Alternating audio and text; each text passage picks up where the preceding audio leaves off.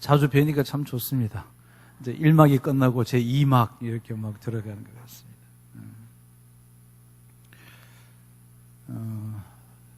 그 실존적인 질문의 첫 번째가 무엇 때문에 왔느냐, 무엇을 찾고 있느냐, 무엇을 구하느냐, 그 무엇이 아니라 그랬습니다. 누구를 찾으며 누구를 구해야 되느냐였습니다.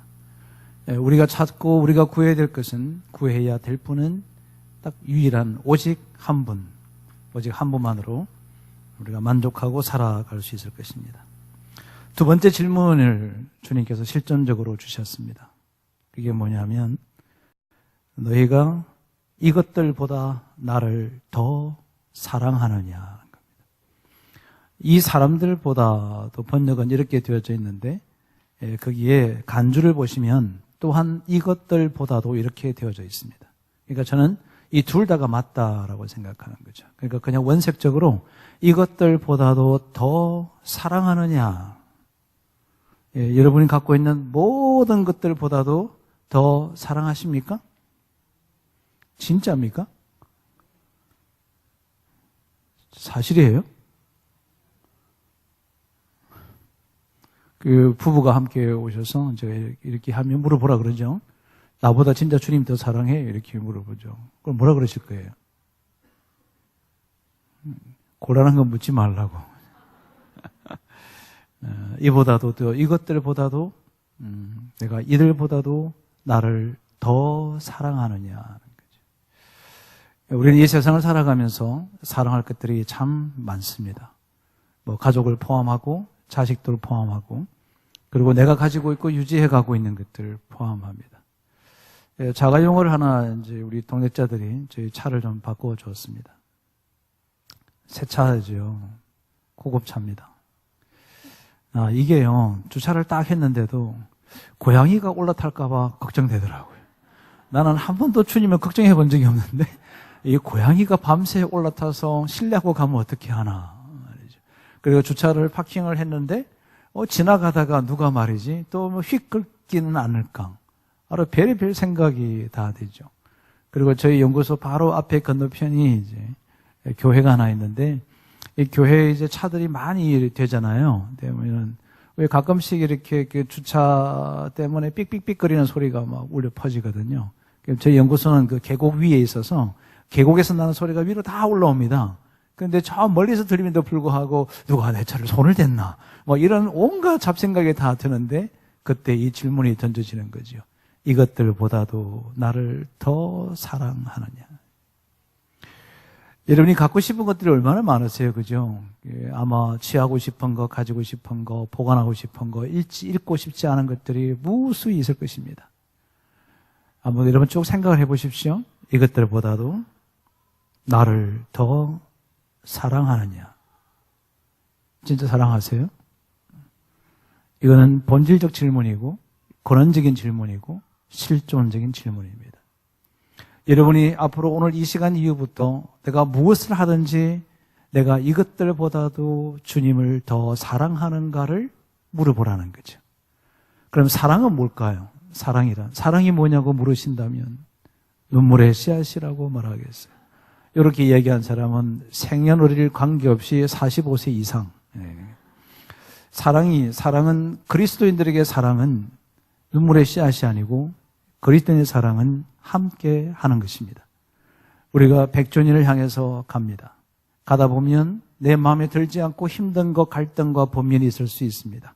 그래도 우리는 함께 해야 합니다. 그게 사랑입니다.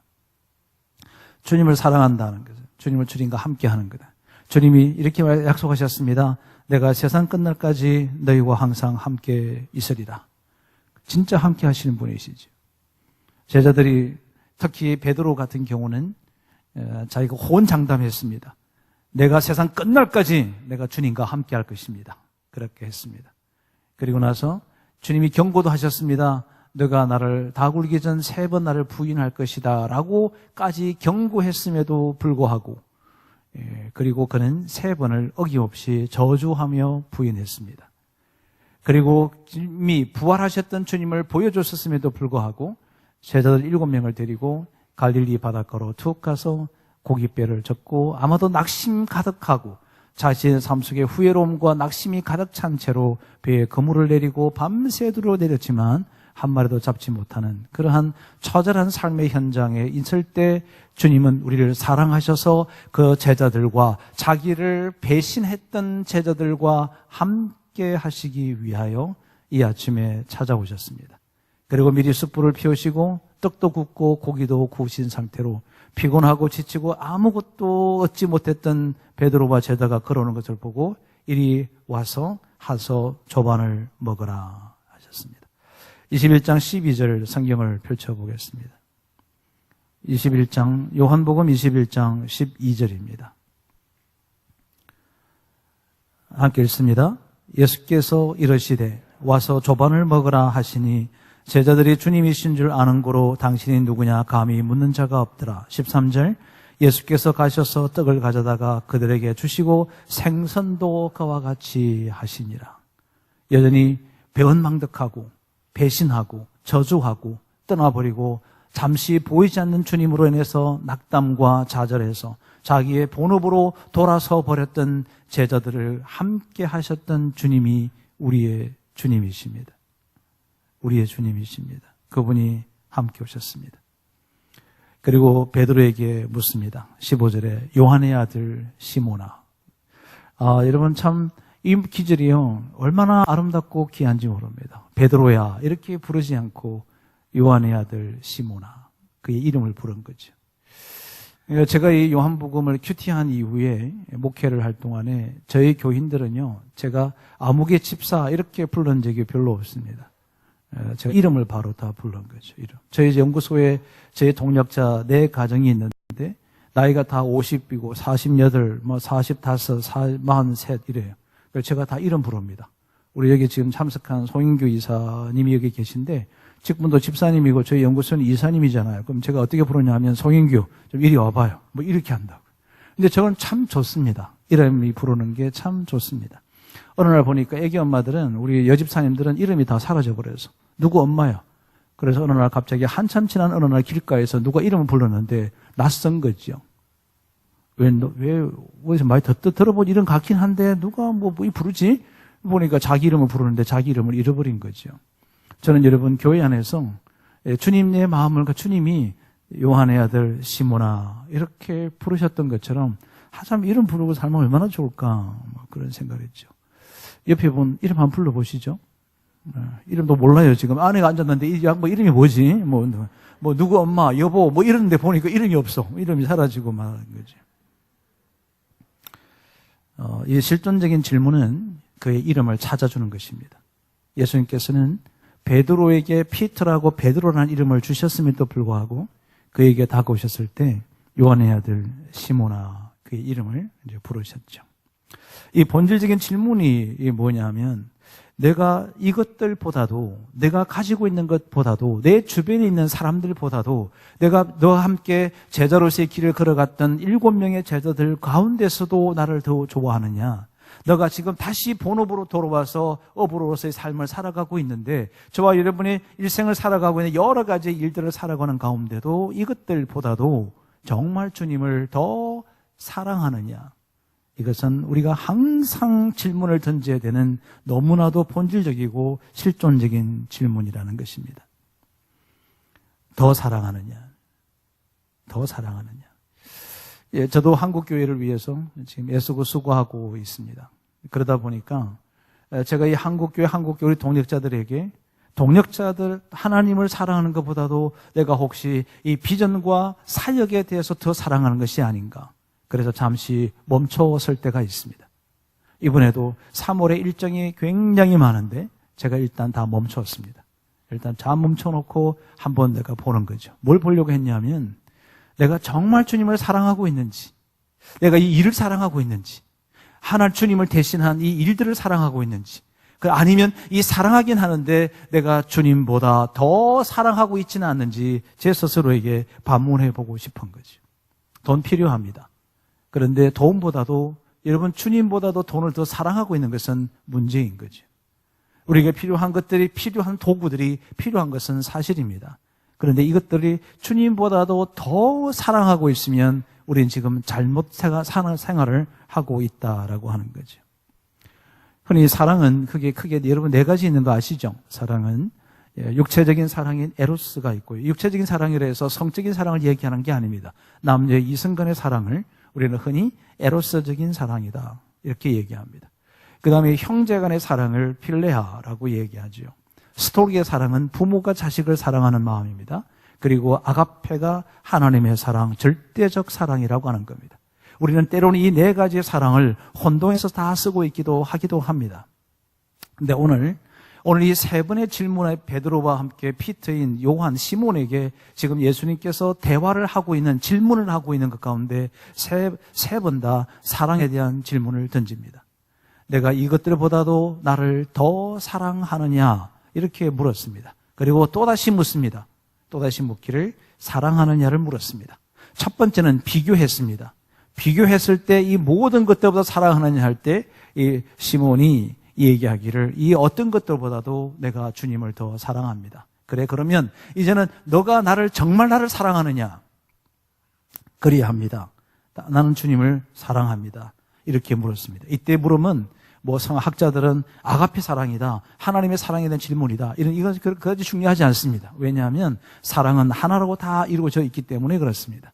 그런데 세 번째 가서는 예수님께서 질문을 낮추셨다는 거죠. 낮췄다는 얘기는 뭐냐면 우리들이 할 수 있는 사랑을 요구한 거죠.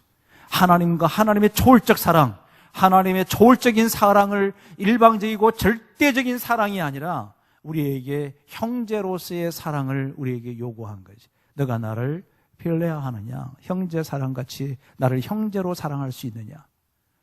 이거는 여러분 주님이 자기를 비워 이 땅에 오셔서 하나님으로 존재하는 것이 아니라 형제로 존재한다는 것에 대한 놀라운 하나님의 주님의 질문이었습니다. 나를 형제같이 사랑할 수 있느냐? 그때 마지막 요한이 얘기하기를 뭐라고 그러냐면 주님께서 세 번째 나를 사랑하느냐 하심으로 베드로가 근심하여 이르되 주님 모든 것을 아시지 않습니까? 내가 주님을 사랑하는 줄을 주님께서 아시나이다. 미국에 가면 이제 필라델피아라는 도시가 있죠. 이 필라델피아가 형제 도시라는 것입니다. 거기에 필라델피아 할 때 필라라고 하는 것이 필레아 사랑에서 나온 것입니다. 여러분, 저는 우리 교회 안에서 가장 많이 불러져야 되는 그 호칭이 있다면 저는 단연코 형제 자매라는 것입니다. 사도 바울을 보면 가장 많이 쓴 것이 나의 사랑하는 형제 자매에게 편지하노니, 나의 자매 베베에게 편지하노니, 이렇게 그는 형제와 자매라는 것을 굉장히 강조합니다. 왜 그랬을까요? 여러분, 우리 모두는 다 혈액형을 갖고 있죠. 저는 O형입니다. 여러분은 어떤 형인지 저는 잘 몰라요. 모르는데 어쨌든 혈액형이 있죠. 혈액이 없습니까? 네, 혈액은 있죠. 혈액형이 이렇게 막 검사도 하고 어릴 때 그랬죠. 그런데 우리 그리스도인들은요, 혈액형이 똑같습니다. C형입니다. 이 C형은 크라이스트라고 하는 예수 그리스도의 피가 있으니까 그리스도의 영어로 크라이스트의 C가 있어서 우리 모두는 C형이다. 그래서 형제고 자매다는 거죠. 형제와 자매. 그래서 직분을 빼고 말이죠. 아이고, 형제님, 자매님, 너무 아름다운 호칭인 것 같거든요. 이제 부부가 앉았다. 이거 어떻게 얘기할지 모른다. 부부가 남편 보고 형제님 이럴 수도 없고 그러죠. 그런데 한번 연습해보는 거 필요하다고 생각하니까 옆에 계신 분이 여자분이면 자매님, 남자분이면 형제님. 한번 해보죠. 형제, 자매님.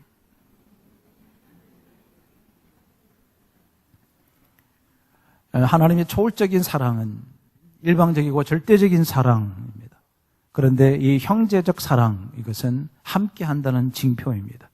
오늘 우리 안에 있는 그리스도인들이, 우리 성결교단에 있는 모든 논산 성결교회에 있는 우리 모든 성도들이 한 형제요, 한 자매라고 한다면 사랑하게 될 수밖에 없죠.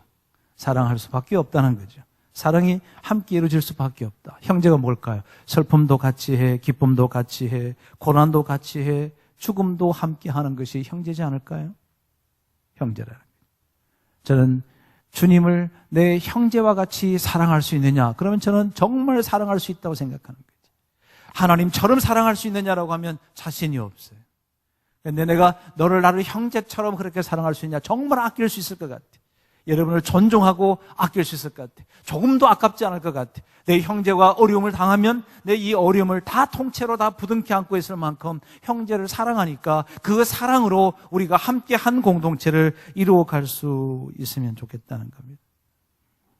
신앙의 실천적인 핵심적인 실천은 사랑입니다. 교회는 사랑을 배우고 사랑을 익히고 사랑을 느끼고 사랑을 체험하는 곳입니다. 왜냐하면 하나님이 사랑이시기 때문에 그렇습니다. 그 하나님을 섬기는 저와 여러분은 마땅히 그 사랑으로 함께 살아가야 하는 것입니다. 그러면 도대체 사랑은 어떻게 하는 걸까요? 그 사랑은 도대체 무엇을 어떻게 해야 이 사랑을 온전하게 할 수 있겠냐는 거죠. 첫 번째, 관심을 갖자는 것입니다. 여러분, 오늘 우리 목사님께서 방금 강구해 주셨는데 우리 주변에 우리 성도들의 오늘 몇 퍼센트가 지금 있는지는 저는 잘 모르겠습니다. 그런데 꽤 많은 분들이 많이 빠져 있습니다. 누가 함께 우리 교회를 향하여, 우리 교회가 백주년을 향하여 나아가는 그 기름 앞에, 그 기로에 섰을 때 우리에게 던져주시는 주님의 그 질문은 도대체 무엇인가? 너희들은 도대체 무엇을 구하고 무엇을 찾고 있느냐? 이 말씀 한 기절에도 함께 좀 들어보자는 거지. 우리가 정말 사랑하고 있는데, 하나님을 사랑하는데 내가 이 땅에 있는 것들보다도 하나님을 더 사랑하는지 우리 한번 물어보자는 거죠. 내일도 주어지는 실존적 그 질문 앞에 우리가 한번 서보자, 이렇게 얘기할 수 있도록 우리가 관심을 두어보자는 것입니다.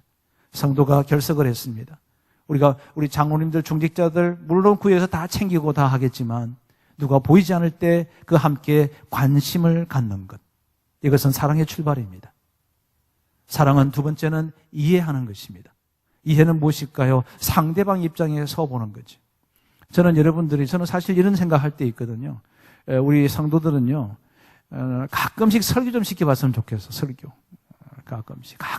그냥, 자주 하면 힘들어, 차라리 죽여주시옵소서 이럴 것 같으니까, 그냥 가끔씩 시켜봤으면. 왜 그걸 시켜봐야 되느냐 하면, 이 설교자의 심장을 이해할 수 있을 것 같은 거지. 일주일 동안 준비해서 설교하려고 단에 딱 섰는데, 전부 다들 그냥 째리만 보고 있네. 그러면요, 그 눈을 보고 싶은 생각이 하나도 없는 거지, 빨리 저 시기만 보고 있다가 왜 11시가 빨리 안 되지? 이거 생각만 들 수밖에 없잖아요. 여러분, 설교하면 목사들이 굉장히 쉬울 것 같죠? 여러분을 생각할 때 되게 쉬울 것 같죠? 한번 해봐. 한 번만 해봐봐, 한 번만. 이게 이해하는 거지. 이해한다는 거지. 상대방의 입장에 서 보는 것 자체가 사랑이라는 거지. 우리 주님의 입장에 한번 서보는 거지. 우리가 평신도들은 장로님 입장에 한번 서보는 거지. 우리 중직자들이 목사님 입장에 한번 서보는 거지. 우리 교육자들은 우리 평신도 입장에 한번 서보는 거지. 서로가 그 입장에 함께 서보는, 이해한다는 거죠. 아래에 서보다 이게 이해하는 거죠. 세 번째 사랑의 속성은 책임을 다하는 것입니다. 우리 논산성결교회는 논산시의 복음화, 우리가 강구에 뜨는 것처럼 논산시의 1할에 해당되는 우리 논산 시민을 주께로 인도한다는 이 놀라운 비전과 사명을 이루어내기 위하여 책임감을 가지고 논산시를 향하여 들어가야죠. 저는 묻고 싶은 겁니다. 뭘 묻고 싶으냐 하면 1%의 우리 논산시의 사람들을, 10%가 1할이면 1할의 논산시를 복음화하려고 하면 도대체 무엇을 어떻게 복음화할 것인지에 대해서 궁금한 거예요. 책임을 다하기 위해서 무엇을 어떻게 해야 될 것인가, 그것을 갖는 것입니다. 네 번째 사랑은 주는 것입니다. 아낌없이 주는 거죠. 주는 것을 기뻐하는 거죠. 다섯 번째 사랑은 존경하는 것입니다. 존경한다. 존경이 뭐냐면요, 다시 바라보는 것입니다. 다시 한 번 더 바라본다는 거죠. 하찮은 사람이 이 땅에 없습니다. 우리 교회를 드나드는 모든 사람들은 누추한 사람이든 가난하든 헐벗든 어려운 사람이든 그 누구가 됐든지 간에 우리는 사랑의 대상이라는 거죠. 그걸 우리는 존경한다, 이렇게 표현합니다. 이걸 사랑의 5대 요소라고 합니다. 한번 되돌아보실까요? 하나님은 저와 여러분에게 관심이 있으십니다. 지금도 눈동자와 같이 지키십니다. 두루 감찰하십니다. 저와 여러분을, 우리를 사랑하시니까 끝까지 사랑하셔서 독생자 예수도 주셨습니다. 그죠? 우리의 심정을 충분히 이해하십니다. 우리의 아픔과 고통과 슬픔을 충분히 이해하십니다. 그것을 헤아려 주시는 분이십니다. 우리에게 독생자도 주셨습니다. 우리를 얼마나 존중했으면요, 독생자를 아낌없이 주셔서 죽이기까지 저와 여러분을 사랑하셨습니다. 방금 말씀드렸던 사랑의 5가지 요소를 주님께, 하나님께서 그대로 다 하셨다는 거죠. 사랑의 빛인 대신 여보, 저와 여러분이 어떻게 사랑해야 될까요? 관심, 이해, 책임, 존경, 아낌없이 주는 것으로 사랑하는 여러분들 되시기를 바랍니다. 주님을 그렇게 사랑하고 이웃을 그렇게 사랑하고 교회를 그렇게 사랑하자는 거죠. 교회에 대한 관심이 깊어야지요. 제가 지난번 왔을 때는 그렇게 절박하게 못 봤는데요. 이번에 이제 며칠 동안 이렇게 교회를 왔다 갔다 하다 보니까 우리 제일 앞에 있는 우리 교회 건물 있잖아요. 제 이야기를 듣고 내일 밝을 때 그 교회를 한번 쫙 보십시오. 지나오면서 그 건물을 한번 보시라고요. 건물을 딱 보는 순간에 잠시 서 보십시오. 오늘 설교했잖아, 아침에. 일부에, 그죠? 잠시 딱 서보라고. 그리고 내려서 건물을 한번 다 보라고. 보면, 이 교회를 한번 들어가 보고 싶다. 이런 생각이 막 일어날 것 같죠? 예, 싸늘합니다. 싸늘합니다. 여러분, 그것을 여러분은 못 보는 거죠. 왜냐하면 서보지 않았기 때문에. 한번 길가에 차를 대고 한번 교회를 한번 바라보는 거지. 한번 서서 한번 보십시오. 다르게 보일 겁니다. 제가 다르게 보였으니까. 저거 참 빨리 정리했으면 참 좋겠다. 이런 생각들이 저 속에 막 생기더라고요. 여러분, 우리 공동체는, 우리 교회는 어떤 두 날개를 하고 비상하고 제자 훈련을 하고 소그룹을 하고 구역을 하고 어떤 것을 하더라도 우리 교회가 가장 우선적으로 해야 될 것이 있다면 사랑하는 것입니다. 이것은 우리가 결코 부인할 수가 없고 뒤로 둘 수 있는 것이 아무것도 없습니다. 우리 교회가 100년을 향한다. 100년만큼의 묵은 사랑, 깊이 있는 사랑, 폭넓은 사랑, 높은 사랑, 넓은 사랑이 가득한 교회가 되는 것이 우리의 유일한 비전이 되어지면 나머지 조직과 구조와 구역과 모든 것들이 아름답게 사랑으로 한 공동체를 충분히 이루어질 것이라고 믿습니다. 그러면 오늘 시몬과 예수님께서 만나셨던 이 놀라운 드라마틱한 이 상황 속에서 우리가 배워야 될 것이 몇 개 있습니다. 그 첫 번째는 관계 회복이 1번이라는 것입니다. 우리가 사랑한다는 것은, 우리가 주님과의 온전한 사랑을 하기 위해서는 제일 먼저 할 것은 관계 회복이 우선이라는 것입니다. 예수님처럼 배신하고 배반했던 그에게 다가서는 거죠. 주님이 제들에게 다가서셨습니다. 주님처럼 이해하고 그들을 용서하고 또 사랑하는 거지. 이때도 이제 찬양 부르고 싶은 게 기억나시죠? 내가 먼저 손 내밀지 못하고. 우리 교회 안에도 내 이 반목과 갈등 속에 있는 많은 교우들의 갈등들이 있을 것입니다. 그런데 불구하고 선뜻 다가서서 손 내밀지 못하는 우리 어리석음들을 우리 스스로가 인지하고 있지 않습니까? 그리고 사랑의 하나님을 구합니다. 엉터리지요. 내가 먼저 손 내밀고, 내가 먼저 다가서고, 내가 먼저 그에게 다가서서 사랑을 고백하고, 이 사랑한다는 그 진지한 말을 할 수 있는 그런 저와 여러분이 되어야 되지 않을까 하는 거죠. 제가 미국에 잠시 있을 때, 우리나라의 아버지 학교가 들어오기 전에 그 프라미스 키프라고 하는 그 프로그램이 있었습니다. 그게 누가 특별한 권유 때문에 제가 거기에 참석을 했습니다. 근데 그게 숙제 중에 하나가 뭐냐면 반드시 이 다음 주에 내 마음속에 엉을리져 있는 사람과 반드시 대화하고 사랑합니다 고백하고 오라는 거죠. 그런데 제게 가슴속에 엉을리진 사람이 딱 한 사람이 떠오르는 거예요. 아버지. 아버지 학교에 가서 아버지가 떠오르는 거죠. 제 마음속에 결코 용서할 수 없는 몇 가지 아픔이 저기 있습니다.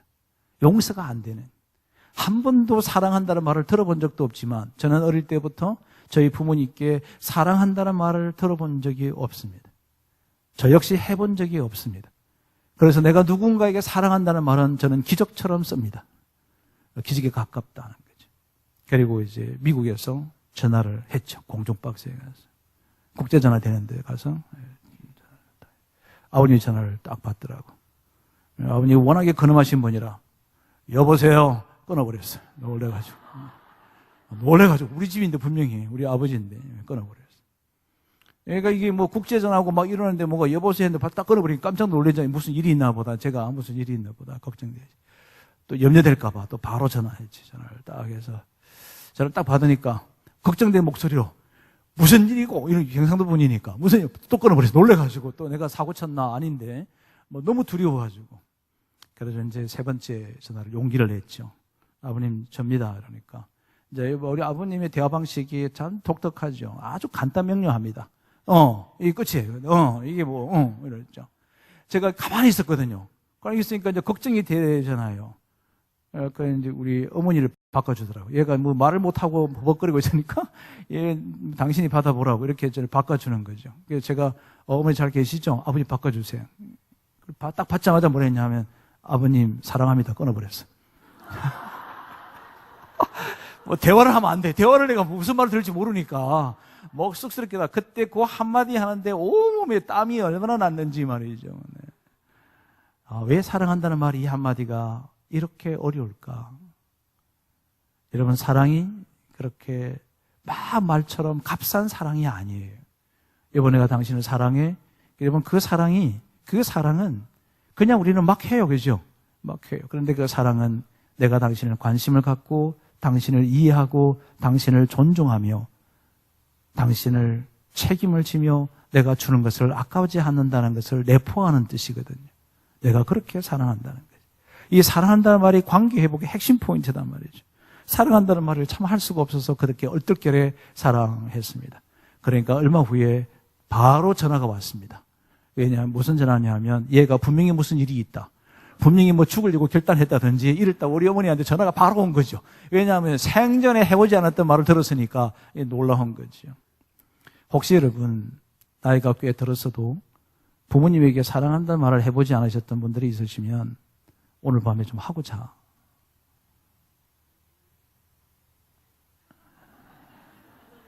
그걸 좀 해보고 자. 관계 회복이 1번이다. 앞으로 우리 교회가 역사를 향해서 한 걸음 한 걸음 걸어갈 때에 이렇게 서로 갈등할 수도 있고 반복될 수 있는 여지가 충분히 있을 수 있습니다. 그럴 때 항상 먼저 손 내밀어 함께 사랑하고 사랑으로 함께 해나가는 그런 우리 공동체를 함께 세워져 갑시다.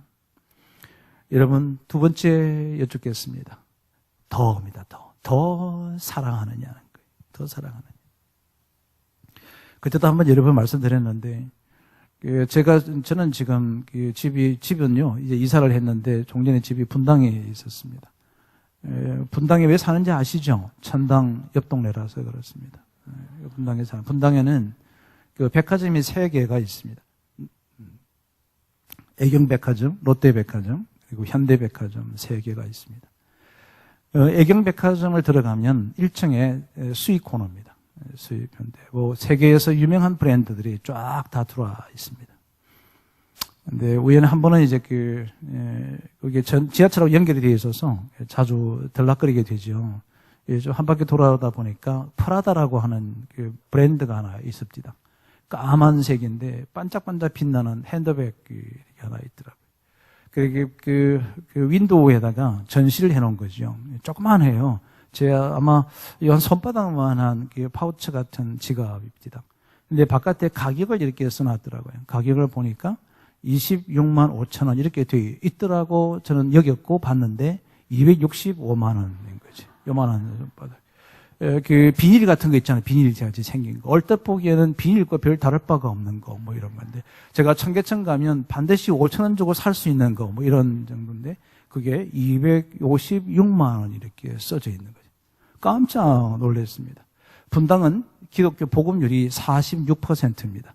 그러니까 2명 중에 1명이 크리스찬이라는 뜻이지요. 분당에 직결되어져 있습니다. 그런데 그 프라다에 이제 제가 한번 들어가서 물어보고 너무 궁금해가지고 저게 잘못 기표한 거 아닐까라고 하는 생각 때문에 이제 가서 이렇게 물었더니 256만 원인 거예요. 그걸 저기 팔려요 물었거든요. 저게요 주문해서 판매하는 거래요. 그냥 대기가 한 달 이상 기다려야 된다는 거지. 그렇게 많이 팔리냐고 그랬어요.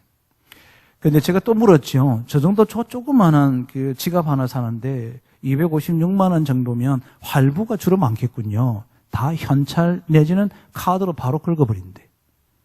우리가 분명히 그 중에서 10명이 왔다면 4.6명은 크리스찬이라는 뜻이잖아요. 그죠? 이분들이요. 그 백화점 와서 지나가다가 목적도 아니요. 지나가다가 반짝반짝 너무 이쁘니까 그냥 가서 256만 원을 바로 카드로 결제하는 거지. 근데 이분이 저는 궁금한 거죠. 이분은 만약 교회에서 어떤 불우 이웃을 돕고 선교비를 내자, 뭐 선교 좀 해야 되겠다 이럴 때 기차 없이 눈 감고 그냥 256만 원 결제할까? 뭐 여기 계신 여러분들은 더 하죠, 그죠? 더 하시죠. 뭐 바로 하는데 나는 안 할 것 같다는 왠지 그런 믿음이 확고하게 생기더라는 거죠. 하나님을 더 사랑하느냐, 하나님보다도 자기를 더 사랑하는 거지. 한 분은 옛날에 오래전에 저를 돕고 있었던 집사님 한 분이 계셨습니다. 부산에 있었는데 이 친구가 지금 목사님이 되셨습니다. 목사가 되어서 저 일산에서 목회를 하고 있습니다. 이 친구가 하루는 제가 연구소를 막 건축하고 있는데 이 친구가 저 부산에서 이제 연구소까지 봉투 한 개를 들고 올라온 거죠. 그때가 2003년도입니다. 2003년도에 올라서 헌금을 갖고 온 거예요. 연구소 건축하고 있다고 하니까. 왜 이거 갖고 뭐냐고 그랬더니 이제 헌금이 돈이 1,000만 원이나 되는 돈에 엄청 큰 돈을 가지고 온 거죠. 이게 어떻게 된 거냐 그랬더니 자기가 하루는 자기 아파트를 이제 27평짜리를 분양을 받았는데 은행에서 1억 8천만 원을 대출을 받아서 산 거예요. 그리고 자가용을 하나 샀는데 그 자가용이 할부금으로 샀는데 2,600만 원을 할부로 샀다는 거지.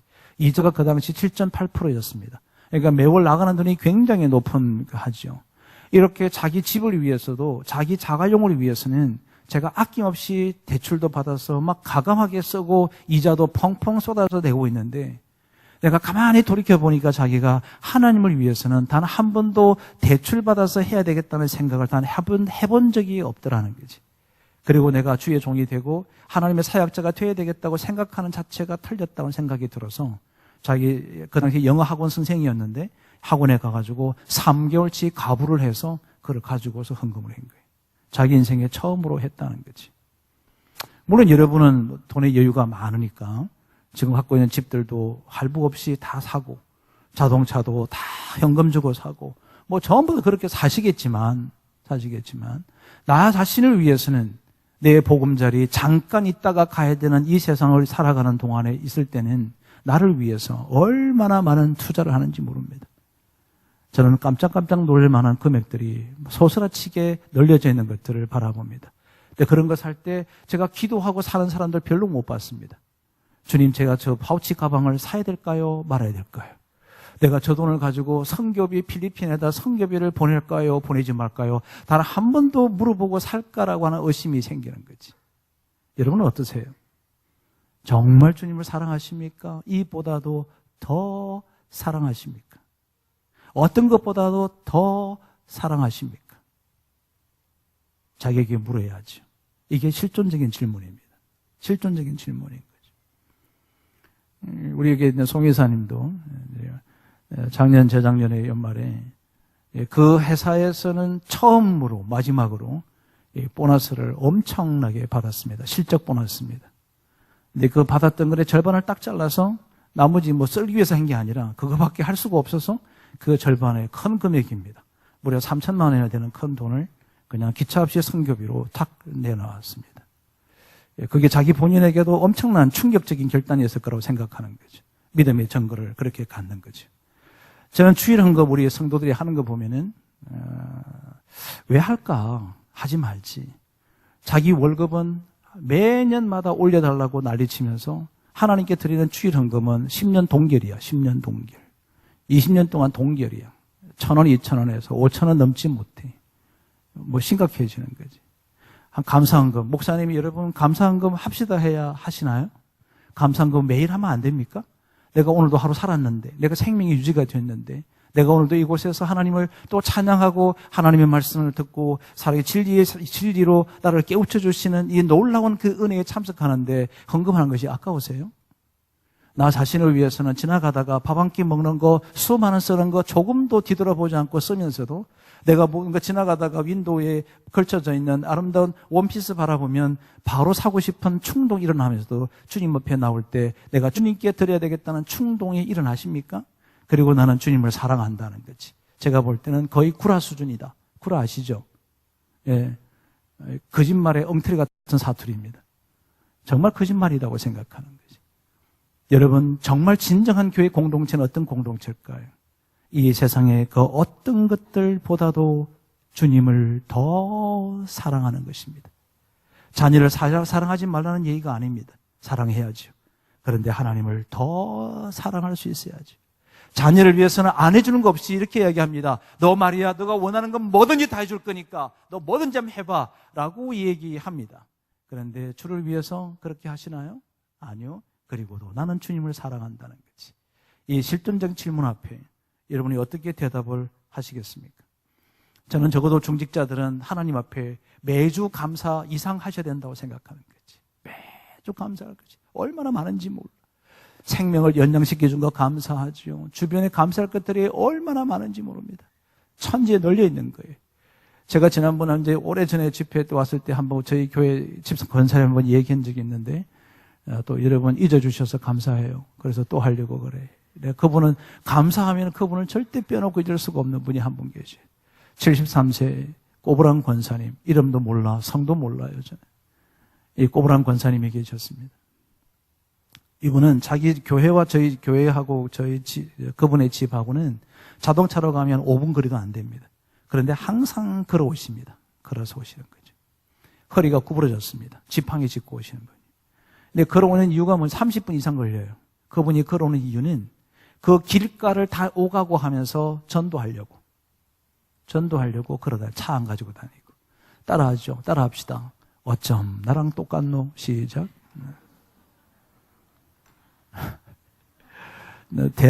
대답하지 않으면 반항하는 거다. 네. 여러분, 전도하려고요. 허리가 불편하신 분이 걸어오시는 거지. 온동설한이 되었습니다. 눈이 엄청 왔습니다. 수온이요, 바깥 온도보다 2, 3도 떨어지거든요. 굉장히 춥습니다. 근데 눈이 엄청 왔고 깡깡 얼었습니다. 근데 우리 교인들이 이제 잘 나올 수도 없는 상황 될 만큼 눈이 펑펑 왔던 어느 날 주일이었는데, 근데 그날은 눈이 많이 오고 힘들어서 제가 우리 부목사님들을 밖에 나가 있는데 제가 나가서 우리 교인들을 영접한 거죠. 그러려고 입구에 현장에 서 있었습니다. 근데 다 입고 있다가 갑자기 이제 저 멀리에서 우리 권사님이 걸어오신다는 생각이 딱 드니까 불안하는 마음이 들어서 빨리 사람을 보내서 같이 모시고 오라고 이렇게 했는데 그 가는 사이에 이 권사님이 저 멀리에서 이렇게 보니까 미끄러져서 자빠진 거예요. 아, 큰일 났다. 이 나이 드신 분이 그러다가 허리까지 구부정한 분이 이 엉치병이 나가고 그러면 위험하니까 큰일 났다 싶어서 사람들 긴급하게 보냈습니다. 근데 저 멀찌감치 있는 제가 봐도요, 일어나시는데 그냥 일어나면서 또 감사할 것 같은 거지. 감사합니다 하는 것 같아요. 그러니까 이제 제가 오시길래 쫓아나가서는 아니, 권사님은 차를 타고 오지, 얼굴에 보니까 갈았어요. 이렇게 넘어져가 시끄러가지고. 권사님이 왜 좀 타고 오지 이런 날을 이렇게 오셨냐 했더니 저보고 한 달 만에 첫 마디가 뭔지 압니까? 목사님요, 하나님께 얼마나 감사한지 몰라요 이래요. 아니, 자빠지고 뭐가 감사해요? 내가 물었거든. 그랬더니 이러는 거지.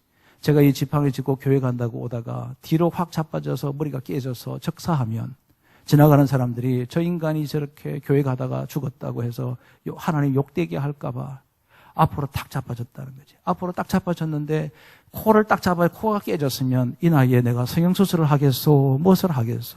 고생 하다가 그냥 죽을 것 같은데 옆으로 살짝 비껴 자빠지게 해서 하나님께 감사하다는 거지. 이야, 뭐 여러분 다 그 정도 감사 다 하시죠? 자, 무슨 얘기하고 싶은 거냐면 하나님보다 내가 이 세상의 어떤 것보다도 주님을 더 사랑하는 사람은 그의 삶 속에 감사함이요, 가득한 거예요. 가득한 거지. 그게 진짜 주님을 사랑하는 거지. 감사하는 마음이 가득한 사람. 주님을 이 땅의 어떤 것보다도 그 누구보다도 하나님을 사랑하는 하나님의 사람들이 되시기를 간절히 바랍니다. 자, 이 사랑하는 사람이 어떻게 해야 될까요? 오늘 주님께서 시몬에게 이렇게 얘기합니다. 내 15절에서 내 어린 양을 먹이라. 16절에서 내 양을 치라. 17절에서는 내 양을 먹이라. 주님의 양을 위탁하셨습니다. 한 번은 제가 이제 전도사가 되어져서 이제 2년, 3년째 됐을 때 안수를 받고, 목사님 침례 교단에는 그 위원장 제도입니다. 당회가 없고 위원장 제도를 둬서 23개 위원회를 구성을 해서 이제 위원회를 열었거죠. 그때 제가 행정실장을 하고 있어서 이제 그 회의를 주관하게 되는 첫 번째 들어갔습니다. 그래서 23분의 장로님, 안수 집사님, 권사님들이 쫙 이렇게 포진해서 아주 중책들이 다 앉았습니다. 앉았는데 제가 첫 번째 딱 질문하고 싶은 게 있은 거죠. 그게 뭐예요? 이렇게 했습니다. 여기 오늘 위원장들께서 제가 오늘 새 신자 한 사람을 데리고 오겠습니다.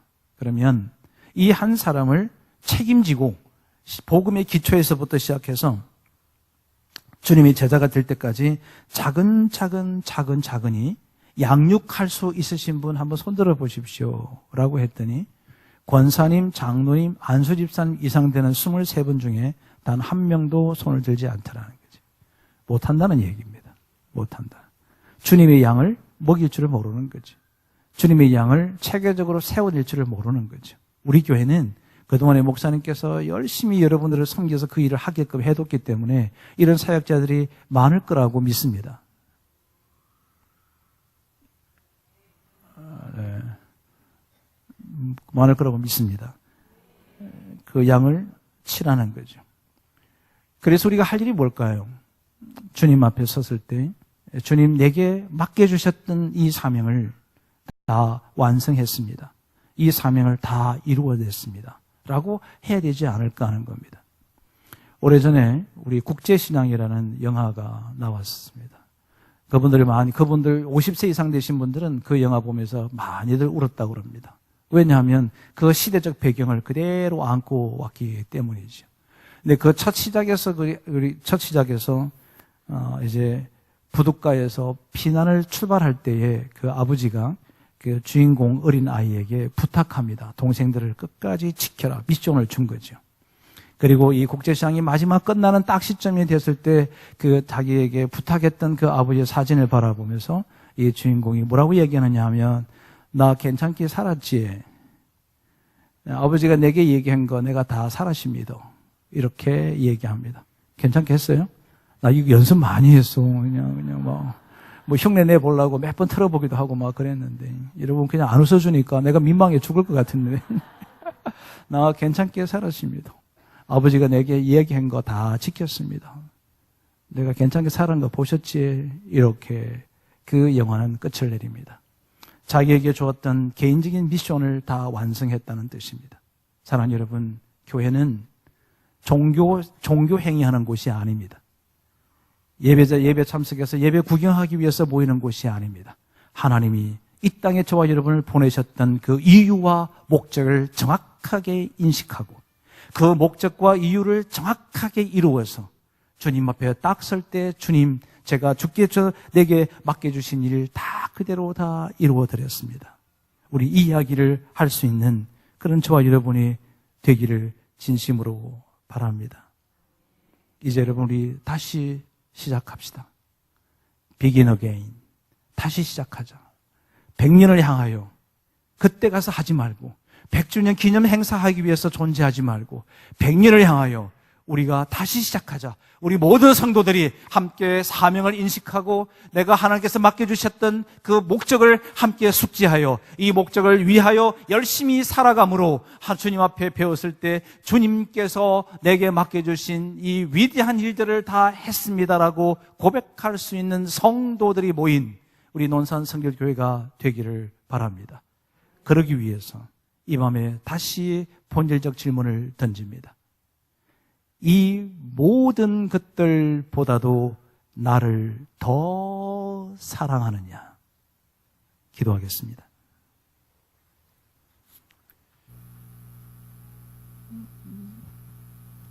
고마우신 하나님, 오늘 이 밤에 우리에게 두 번째 본질적인 질문, 실존적인 질문을 주셨습니다. 너 주변에 있는 모든 사람들보다 내가 가지고 있는 그 모든 것들보다도 나를 더 사랑하느냐? 이 질문에 우리가 어떻게 대답을 해야 될지를 생각하고 다짐하며 이 자리를 일어날 수 있도록 주께서 은혜를 베풀어 주옵소서. 이제 우리 교회가 다시 그 본질 앞에 서서 다시 시작할 수 있도록 다시 일어나서 다시 시작하는 하나님의 종들이 다 되도록 축복하여 주옵소서. 예수님의 이름으로 기도드립니다.